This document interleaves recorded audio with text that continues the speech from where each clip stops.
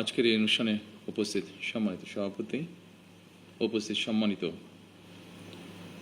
স্বরাষ্ট্রমন্ত্রী, সম্মানিত প্রতিরক্ষা উপদেষ্টা, সম্মানিত সেনাবাহিনী, নৌবাহিনী এবং বিমান বাহিনীর প্রধানগণ, সেনাবাহিনীর ঊর্ধ্বতন কর্মকর্তাগণ,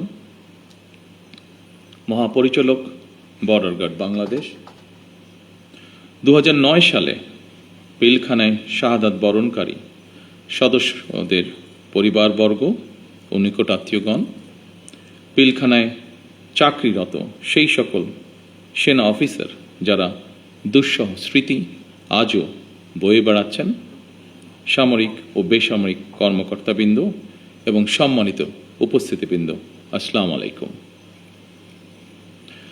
মাহে রমজানের এই পড়ন্ত বিকেলে আমি শ্রদ্ধার সাথে স্মরণ করছি মহান মুক্তিযুদ্ধের বীর শহীদদের, 90-এর গণ আন্দোলন এবং 24-এর গণ অভ্যুত্থানে শাহাদাত বরণকারী সকল ছাত্র জনতাকে।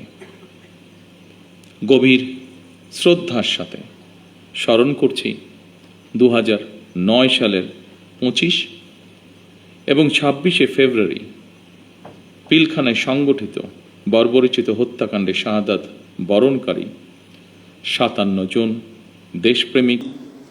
সাবেক প্রধানমন্ত্রী মরহুমা বেগম খালেদা জিয়াকে জান্নাত দান করুন। হে আল্লাহ, আমাদের এই বাহিনী ও দেশের জাত থেকে এই দেশ ও জাতিকে হেফাজত করুন। রব্বানি ওয়াতুব আলাইনা ইন্নাকা আনতাত তাওয়াবুর রহিম। আলহামদুলিল্লাহি রাব্বিল আলামিন। আসসালামু আলাইকুম ওয়া